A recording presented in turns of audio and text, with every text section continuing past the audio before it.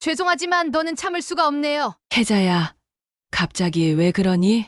동서가 저에 대해 퍼뜨린 이야기들 모두 거짓이에요. 형님, 무슨 말도 안 되는 소리예요? 제가 시어머님 생신 선물로 가짜 명품백을 드렸다는 이야기 동서가 퍼뜨린 거죠? 제가 언제요? 어머니, 이거 보세요. 형님이 또 저를 음해해요. 혜자야, 진정하고 무슨 일인지 차분히 말해보렴. 남편에게 시댁 용돈을 적게 드리자고 조르는 며느리라는 소문도 동서가 퍼뜨렸죠? 말도 안 돼요. 어머니, 제가 그런 사람으로 보이세요? 괌 여행에서 제가 들었어요. 동서가 저에 대해 한 모든 말들을. 밤에서? 무슨 일이 있었던 거니? 제가 화장실에 있을 때 동서가 어머님께 하는 말이 다 들렸어요. 형님, 그만해요. 이러시면 안 돼요. 이제 모든 진실을 말씀드릴게요. 10년 동안 제가 참아온 모든 것들을요. 영상을 시작하기 전에 오른쪽 하단 구독과 좋아요 버튼을 눌러주시면 더 많은 분들께 이런 감동적인 이야기를 전해드릴 수 있습니다. 알림 설정도 해두시면 영상이 올라올 때마다 가장 먼저 만나보실 수 있습니다. 안녕하세요. 저는 올해 58세인 김혜자라고 합니다. 오늘 이 자리를 빌어 제 인생에서 가장 힘들었던 시련과 그것을 이겨낸 이야기를 나누고 싶습니다. 저는 어린 시절 비교적 부유한 가정에서 자랐습니다. 아버지께서 사업을 하셨고 그 덕에 저희 가족은 풍족한 생활을 했죠. 하지만 국민학교 5학년 때 갑작스러운 아버지의 사업 실패로 저희 가족의 삶은 완전히 뒤바뀌었습니다. 혜자야, 아버지가 미안하다. 당분간 힘든 시간이 될 거야. 아버지, 무슨 일이에요? 제가 뭘 도와드릴까요? 우리가 이사를 해야 할 것 같구나. 더 작은 집으로. 괜찮아요, 아버지. 언젠가는 다시 잘 될 거예요. 그래. 우리 혜자가 이렇게 씩씩하니 아버지도 힘이 나는구나. 아버지의 말씀에 저는 씩씩하게 고개를 끄덕였지만 가슴은 무거웠습니다. 어린 나이에 경제적 어려움이 무엇인지 정확히 이해하지 못했지만 부모님의 근심 어린 표정은 지금도 생생히 기억납니다. 하루아침에 우리 집은 아파트에서 반지하 단칸방으로 이사했고 친구들과 친척들은 하나둘 멀어져 갔습니다. 혜자네랑은 이제 놀지 마. 아버지가 사업망해서 가난해졌대. 혜자야, 미안해. 우리 엄마가 너랑 놀지 말래? 그래도 학교에서는 같이 놀 수 있잖아. 그건 좀 어려울 것 같아. 이런 상황에서도 저희 부모님은 하루도 쉬지 않고 일하셨습니다. 밤늦게까지 일하시는 부모님을 보며 저는 조금이라도 도움이 되고자 집안일을 도맡아 했습니다. 엄마, 제가 설거지 할게요. 엄마는 좀 쉬세요. 아이고, 우리 딸. 학교 숙제는 다 했니? 네. 다 했어요. 엄마 손이 너무 거칠어졌어요. 괜찮아. 고마워, 혜자야. 엄만 혜자 같은 딸이 있어서 정말 행복해. 저도 엄마, 아빠가 있어서 행복해요. 우리 꼭 다시 잘 살 거예요. 어머니의 지친 미소를 보며 저는 더 열심히 살아야겠다고 다짐했습니다. 학교에서 돌아오면 신문 배달부터 전단지 돌리기까지 할 수 있는 모든 아르바이트를 했습니다. 혜자야, 이렇게 어린 나이에 전단지를 돌리러 다니니? 네. 저희 가족에게 도움이 되고 싶어서요. 참 착한 딸이구나. 오늘은 이거 더 가져가렴. 보너스야. 정말 감사합니다. 이걸로 어머니 생신 선물을 살 수 있겠어요. 그렇게 저희 가족은 하루하루를 버텼습니다. 고등학교를 졸업하고 저는 바로 취업 전선에 뛰어들었습니다. 혜자야, 너 성적이 좋은데 대학 안 갈 거니? 네, 선생님. 지금은 이래서 가족을 도와야 해서요. 안타깝구나. 하지만 너의 선택을 존중해. 언젠가 기회가 되면 꼭 공부를 다시 했으면 좋겠다. 네, 선생님. 그 말씀 꼭 기억할게요. 대학 진학을 포기한 것은 아쉬웠지만 가족을 위해 내린 결정이었습니다. 다행히 대기업 생산직으로 취업하게 되었고 안정적인 수입으로 부모님을 도울 수 있었습니다. 아버지, 어머니, 이번 월급으로 맛있는 거 사드릴게요. 뭐 드시고 싶으세요? 우리 딸 고생이 많구나. 혜자야, 너가 번 돈은 너의 앞길을 위해 모아둬. 우리는 괜찮아. 아니에요. 제가 조금이라도 보탬이 되고 싶어요. 엄마, 아빠가 저를 위해 다 포기하셨는데 이제는 제가 해드릴게요. 부모님의 말씀에도 불구하고 저는 제 월급의 일부를 꼭 부모님께 드렸습니다. 24살이 되었을 때 마침내 부모님은 모든 빚을 갚고 작은 집을 마련하셨습니다. 계자야, 오늘 특별한 날이다. 우리 함께 이야기 좀 하자. 네, 아버지. 무슨 일이세요? 계자야, 아버지가 해내셨어. 이제 더 이상 빚쟁이가 아니야. 그리고 우리 작은 집도 마련하셨대. 정말이요? 아버지, 정말 대단하세요. 저도 너무 기뻐요. 이 모든 게 전부 우리 혜자 덕분이야. 혜자가 없었다면 아버지는 다시 일어설 힘도 없었을 거야. 그날 밤 아버지의 눈물을 처음 봤습니다. 저는 그저 아버지를 꼭 안아드리며 함께 울었습니다. 그날의 행복감은 말로 표현할 수 없었습니다. 그렇게 저는 안정적인 직장을 다니며 부모님을 도왔습니다. 30대 초반이 되었을 때 제 인생에 큰 변화가 찾아왔습니다. 회사 동료의 소개로 제 남편을 만나게 된 것이죠. 이분이 내가 말했던 사람이야. 성실하고 배려심 많은 사람이라 혜자 씨랑 잘 맞을 것 같아서. 안녕하세요. 김혜자라고 합니다. 만나서 반갑습니다. 이야기 많이 들었습니다. 처음 만난 날 그분은 부드러운 미소로 저를 대해 주셨습니다. 남편은 말수가 적었지만 상대방의 이야기를 경청하는 따뜻한 눈빛이 있었습니다. 저희는 그렇게 만남을 이어갔고 1년간의 연애 끝에 결혼을 결심하게 되었습니다. 혜자 씨, 저와 함께 해주시겠어요? 제가 평생 혜자 씨를 소중히 여기고 행복하게 해드리겠습니다. 네, 좋아요. 저도 당신을 믿고 함께하고 싶어요. 정말인가요? 너무 기뻐요. 제가 꼭 행복하게 해드릴게요. 저도 당신을 행복하게 해드릴게요. 함께 좋은 가정을 이루고 싶어요. 그렇게 저희는 결혼을 하게 되었습니다. 남편의 집안은 평범한 중산층 가정이었습니다. 시아버지는 정이 많고 다정한 분이셨습니다. 우리 며느리 왔구나. 밥은 먹었니? 아직이요, 아버님. 저희가 음식 사왔어요. 같이 드시겠어요? 그래. 우리 며느리가 사온 거라면 더 맛있겠구나. 시어머니는 특별히 잘해주시지도 못해주시지도 않으셨습니다. 그저 평범한 시어머니와 며느리 사이였다고 할까요? 혜자야, 이렇게 하면 안 되지? 우리 집에서는 이렇게 해왔어. 네, 어머니. 죄송합니다. 다음부터는 그렇게 할게요. 그래. 시간이 지나면 익숙해질 거야. 결혼 후 저는 두 아들을 낳았습니다. 첫째는 결혼 1년 만에, 둘째는 3년 후에 태어났죠.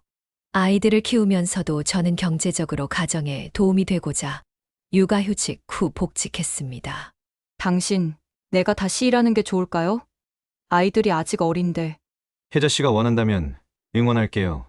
내가 더 육아에 신경 쓰고 우리 함께 아이들 키워요. 고마워요. 당신이 이해해주니 정말 든든해요. 우리 부부잖아요. 서로 돕고 살아야죠. 그렇게 저희는 서로를 배려하고 존중하며 평범한 결혼 생활을 이어갔습니다. 시댁 행사에는 항상 정성껏 음식을 준비했고 남편의 가족들과도 원만한 관계를 유지했습니다. 그런데 결혼 15년 차 시동생이 결혼하면서부터 저희 가정에 변화가 생기기 시작했습니다. 시동생의 아내, 즉 저희 동서는 의사 집안 출신의 대기업 출신이었습니다. 어머님, 이 백화점 상품권 드릴게요. 지난번에 말씀하신 코트 사시면 좋겠어요. 어머, 이렇게 비싼 걸 사왔어? 우리 며느리 정말 효심이 깊구나. 어머님께 드리는 건 항상 최고여야죠. 다음에는 어머님 모시고 스파 같이 가요. 처음에는 동서가 시어머니께 잘하는 것이 고마웠습니다. 하지만 점차 상황이 달라졌습니다. 동서는 교묘하게 저와 시어머니 사이를 이간질하기 시작했습니다.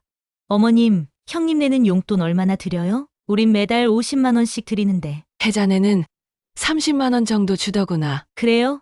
형님네가 우리보다 형편이 더 나은데 그럼 저희가 조금 더 드릴게요. 이런 식으로 동서는 항상 저를 비교 대상으로 삼았습니다.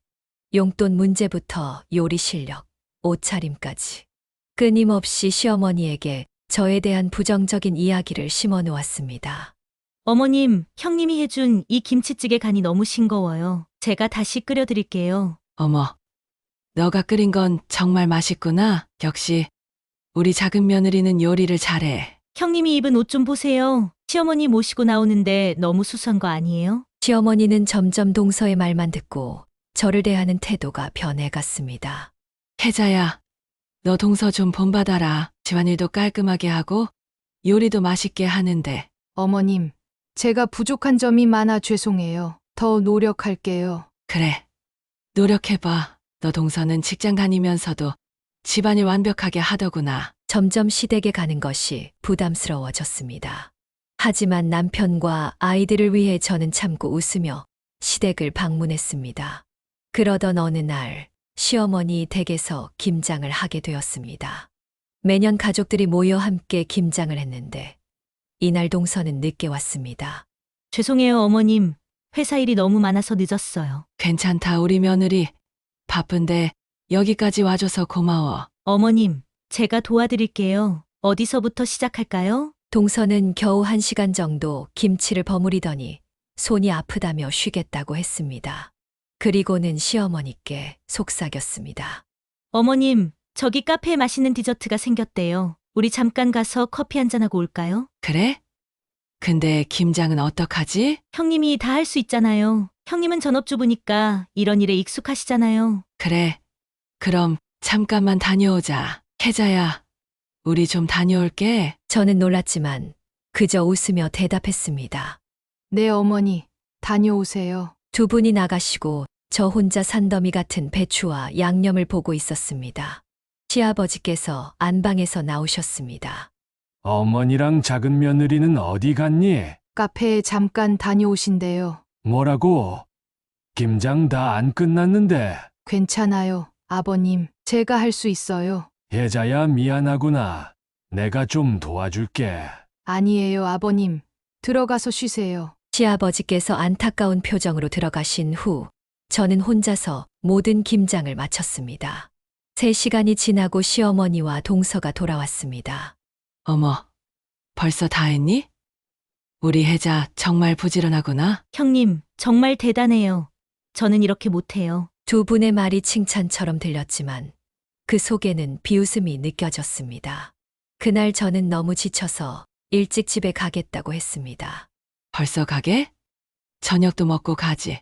죄송해요, 어머니. 오늘 좀 피곤해서요. 그래? 작은 애는 남는데 우리끼리 얘기도 좀 하고. 집으로 돌아오는 길, 저는 참을 수 없는 서러움에 눈물을 흘렸습니다. 남편이 제게 물었습니다.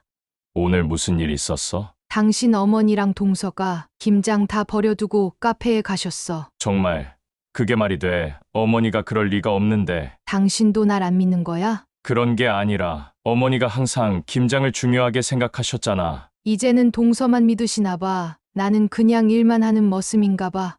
그날 밤 저는 많은 생각이 들었습니다. 더 이상 이렇게 살고 싶지 않았습니다. 15년 동안 참아왔지만 이제는 한계였습니다. 다음 날 시어머니께서 전화를 하셨습니다. 혜자야, 이번 주 토요일에 집에 와서 반찬 좀 해줄래? 작은 며느리가 친정에 간대. 그 순간 저는 폭발했습니다. 어머님, 죄송하지만 못 갈 것 같아요. 왜? 무슨 일 있니? 전 이제 어머님 집에 가기 싫어요. 항상 동서랑 비교당하고 일만 시키고 저를 머슴처럼 대하시잖아요. 혜자야, 무슨 말을 그렇게 해. 내가 언제 널 머슴처럼 대했니? 어제도 김장을 저 혼자 다 하게 하셨잖아요. 동서랑 카페 가시면서. 그건 그냥 잠깐 다녀온 거였는데. 어머님, 전 앞으로 당분간 시댁에 안 갈 거예요. 너무 지쳤어요. 전화를 끊고 나서 저는 남편에게 제 결정을 알렸습니다. 남편은 처음에는 당황했지만 제 이야기를 다 듣고 나서는 저를 이해해 주었습니다. 미안해. 내가 몰라봤네. 당신이 그동안 많이 힘들었구나. 응, 정말 많이 참았어. 하지만 이제는 못 참겠어. 알았어. 내가 어머니께 잘 말씀드릴게. 당신은 좀 쉬어. 그렇게 저는 시댁 방문을 끊었습니다. 처음에는 시어머니께서 계속 전화를 하셨지만 저는 단호하게 거절했습니다. 한 달이 지나고 시어머니께서 찾아오셨습니다. 혜자야, 내가 미안해. 너희 마음을 내가 몰랐구나. 너희 동서가 한 말만 듣고 너를 힘들게 했네. 어머님. 기재야, 알겠다. 너가 얼마나 우리 가족을 위해 희생했는지 용서해 줄 수 있겠니? 시어머니의 사과에 저는 마음이 조금 풀렸지만 완전히 해결된 것은 아니었습니다. 그래도 조금씩 관계를 회복해 나갔습니다. 그러던 중 시아버지 칠순 기념으로 가족 여행을 가자는 이야기가 나왔습니다. 아버님 칠순 기념으로 가족 모두 괌으로 여행 가기로 했어. 그래. 좋은 생각이네. 근데 재수 씨가 우리 빼고 가자고 했대. 뭐라고? 왜? 자기네가 여행 계획을 다 세웠는데 우리까지 가면 불편하다고. 그래서 당신은 뭐라고 했어? 우리 안 가면 나도 안 간다고 했지. 아버지도 같은 마음이셔. 그 말을 들은 동서는 당황했다고 합니다. 결국 가족 모두 함께 괌으로 여행을 가게 되었지만 저희 가족은 따로 여행 일정을 짰습니다. 우리는 먼저 수영장에서 아이들이랑 놀고 오후에는 해변에 갈까? 좋아요. 저녁에는 다 같이 모이는 거죠? 응. 아버지 생신 축하 만찬이 있어. 첫날은 무사히 지나갔습니다. 둘째 날, 저는 호텔 화장실에서 우연히 동서와 시어머니의 대화를 듣게 되었습니다. 어머님, 형님네는 가족 여행인데 왜 항상 따로 다녀요? 그러게. 혜자가 요즘 우리랑 거리를 두려나 봐. 제가 들은 얘긴데요. 형님이 어머님 생신 선물로 가짜 명품백을 드렸다면서요? 뭐라고? 그럴 리가. 진짜예요. 형님 친구가 그러더라고요. 게다가 시댁 용돈도 남편 모르게 줄였대요. 화장실 칸에 있던 저는 그 말을 듣고 충격을 받았습니다. 어이가 없는 헛소리였죠. 저는 항상 정품만 선물했고 용돈도 남편과 상의해서 드렸는데 말이죠. 그날 저녁 저는 남편에게 모든 이야기를 털어놓았습니다. 당신, 내가 어머님께 가짜 선물 드린 적 있어? 무슨 소리야? 당신은 항상 진품만 고집했잖아. 동서가 그런 소문을 퍼뜨리고 다녔대. 정말 그런 말도 안 되는 소리를 했다고? 용돈도 내가 당신 몰래 줄였다고 했대. 말도 안 돼. 우리 항상 같이 결정했잖아. 다음 날 아침 식사 시간에 시어머니께서 제게 다가오셨습니다. 혜자야, 어제 화장실에서 작은 애라 한 얘기 다 들었었니? 네, 어머니. 다 들었어요. 그 말들이 전부 진짜니? 어머님, 제가 그런 사람으로 보이세요? 10년 넘게 며느리 노릇했는데. 시어머니는 잠시 생각에 잠기더니 무거운 한숨을 내쉬셨습니다. 미안하다. 내가 너무 쉽게 그런 말을 믿었구나. 어른답지 못하게. 어머님, 저는 항상 진심으로 어머님을 모셨어요. 동서가 저에 대해 한 말들은 모두 거짓말이에요. 그 순간 동서가 식당으로 들어왔습니다. 시어머니는 냉정한 표정으로 동서를 바라보셨습니다. 작은 애야, 이리 와보거라. 너가 혜자에 대해 한 말 전부 사실이니? 어떤 말을 말씀하신 건지. 가짜 명품 선물이라든가 용돈을 줄였다든가 하는 말. 아, 그건 제가 들은 얘기라서요. 누구한테 들었어? 그게 정확히 기억은 안 나는데. 시어머니는 처음으로 동서에게 차갑게 대하셨습니다. 앞으로는 확실하지 않은 이야기를 퍼뜨리지 마. 우리 가족 사이를 이간질하는 행동은 용납할 수 없어. 그날 저녁 시아버지 칠순 축하 만찬이 있었습니다. 저희 아이들은 시어머니가 다가오자 냉랭하게 대했습니다. 할머니, 우리 엄마한테 왜 그랬어요? 엄마가 항상 슬퍼하는 거 우리가 다 알아요. 시어머니는 아이들의 말에 당황하시더니 결국 자리를 피해 호텔로 돌아가셨습니다. 저는 아이들을 타일렀습니다. 할머니께 그러면 안 돼. 어른이신데. 하지만 엄마가 맨날 울잖아. 그건 어른들의 일이야. 이제 할머니도 많이 반성하고 계셔. 동서는 시어머니가 자리를 뜨자 전혀 신경 쓰지 않고 자기 식사에만 집중했습니다. 시아버지께서 물으셨습니다. 어머니는 어디 갔니? 방에 들어가셨어요. 좀 피곤하신가 봐요. 그런데 네가 가서 좀 봐야 하지 않겠니? 아, 지금 식사 중인데. 시아버지는 실망한 표정으로 말씀하셨습니다. 혜자야, 네가 좀 가봐 줄래? 네, 아버님. 저는 시어머니 방으로 올라갔습니다. 문을 두드리자 작은 목소리가 들렸습니다. 누구세요? 어머님, 저예요. 혜자. 잠시 침묵이 흐른 후 문이 열렸습니다. 시어머니의 눈은 붉어져 있었습니다. 들어와라. 아버님이 걱정하셔서 제가 왔어요. 혜자야, 미안하다. 어머님. 내가 너희 마음을 몰라줬었어. 10년 동안 우리 가족을 위해 최선을 다해준 게 우리 혜자인데 말이야. 어머님, 괜찮아요.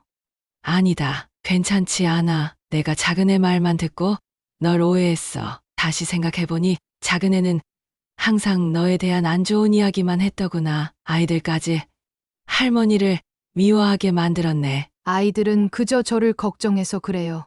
제가 잘 타일러 놓을게요. 혜자야, 고맙다. 너는 정말 착한 며느리구나. 시어머니와 이야기를 나눈 후 저는 다시 식당으로 내려갔습니다. 아이들에게 할머니와 화해하라고 권했습니다. 할머니가 많이 반성하고 계셔. 가서 인사드리는 게 어떨까? 정말이요? 할머니가 엄마한테 미안하다고 했어요? 응. 이제 다 화해했어. 우리 가족 모두 사이좋게 지내야지. 아이들은 시어머니 방으로 올라가 화해했습니다. 여행에서 돌아온 후 시어머니는 확연히 달라졌습니다. 더 이상 동서의 말을 맹목적으로 믿지 않았고 저를 대하는 태도도 달라졌습니다. 혜자야, 이번 주말에 시간 되면 같이 시장 좀 가자. 네, 어머니.